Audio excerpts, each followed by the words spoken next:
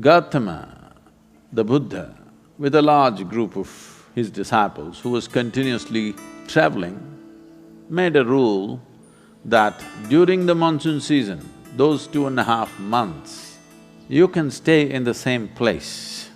The rule for the sannyasis or the monks who were with him is you should never stay in any place for more than 2 days. Normally, the monks were sheltered in many homes.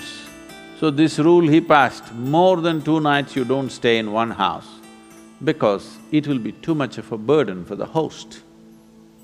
They are housing 10 people, you don't stay there for a month. 2 days, it should have been 1 day. 2, because you have walked a long distance and come, bit of recovery time. But during the monsoon season, he said, up to 2 to 2.5 months you can stay in one place because walking through the jungles of that region during the monsoon season would be treacherous and many would lose their lives. So this is a time like that, they stayed in a large town and they were spread across in many homes. The monks went out to get their alms from the people. Ananda or Ananda Tirtha, as he was known, who happened to be Gautama's elder brother before his monkhood, went out and there was a courtesan or a prostitute in the town. She gave him alms, looked at him, a handsome young man, tall and straight. She said, "I hear that monks are looking for shelter in many homes. Why don't you come and stay in my house?"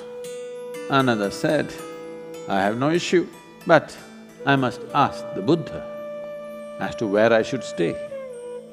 Then she became really taunting. She said, "Oh, you're going to ask your guru? Go and ask him, let's see what he says." So Ananda brought what he had collected for the day. Gautama was sitting, he came and placed it at his feet and everybody is supposed to find food and shelter wherever they go. Ananda asked, "Like this lady is inviting me, can I stay there?" Gautama said, "If she's inviting you with so much affection, you must go stay there." The townspeople who were sitting here, they said, "What? A monk is going to go and stay in a prostitute's home? This is it." This spiritual process has become corrupt. Gautama looked at them and said, "Why are you so worried?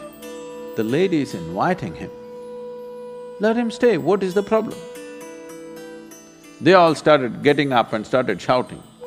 He said, "Wait, I am on this path because I see this is the most powerful way to live.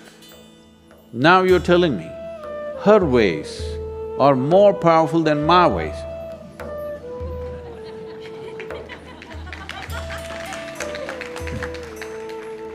If that is the truth, I will also go and join her. I am here because I see this is the most precious and powerful way to exist.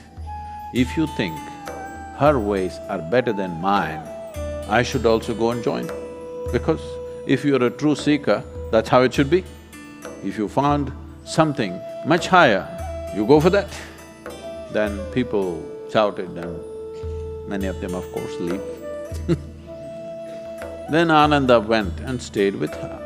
Monsoon time, because of rains it gets cold, monk is wearing a thin habit. So she gave him a nice silk wrap. He covered himself. Then people saw, "See, he's gone." She made nice cooking and gave it to him, he ate. Then in the evening she danced for him. He sat, watching very carefully,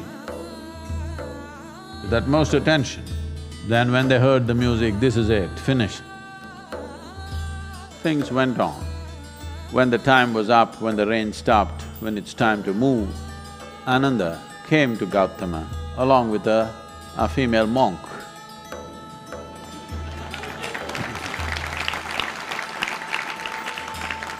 So, the power of being on the path of truth has been there, but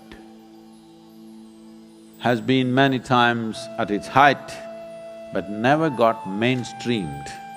I see that today, because of our ability to communicate, because of the tools of technology, the natural longing, the innate longing in a human being to find truth, this is not a thought thing. This is not something that been taught to people that you must seek truth. It is natural for human intelligence to seek what is highest.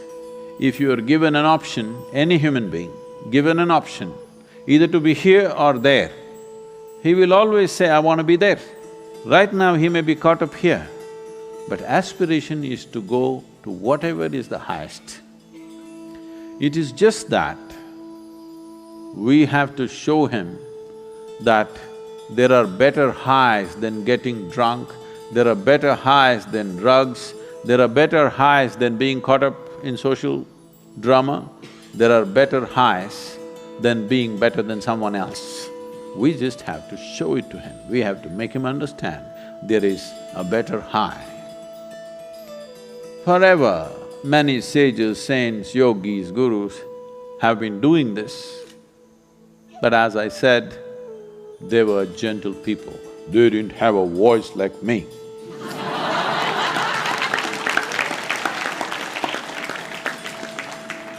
They didn't have a microphone. They didn't have tools with which they could speak to somebody there. They could only speak to people here. In spite of that, they did tremendous things. For their times, many of them did tremendous things out of sheer grace and energy. Millions of people around them, they transformed. Millions of people around them, they put them on the path of truth, on the power of truth. But a time has come where our ability to communicate is such, we can make truth slip through every door. We can make truth knock on everybody's minds and hearts. Never before this was possible. Technology has rendered us to this place. I feel this is the best age ever to make truth mainstream, to be truthful, to aspire for truth, to seek truth, the main force on the planet, because we have tools that nobody ever had.